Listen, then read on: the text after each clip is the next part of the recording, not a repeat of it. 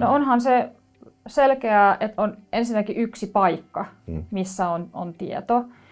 Ja se on selkeästi vaikka käyttöoikeuksilla rajattu, kuka pääsee näkemään mitäkin. Et se on jo yksi iso merkittävä tekijä. Ja toisaalta se, että on käytetty oikeita dokumenttityyppejä, metatiedot on kunnossa, se tieto löytyy, kun sitä tarvitaan. Niin kyllä mä sanoisin, että koko tämä kokonaisuus on se juttu. On administraattorit, jotka sitten hallinnoi sitä, tietää mitä siellä on ja mitä niille tehdään. On luotu poistorutiinit, se on myös olennainen asia tietosuoja-asetuksen puitteissa, että ne tulee myös hävitettyä. Eli hyödynnetään automaattisia säilytysaikoja. Ilman muuta, just näin. Aivan.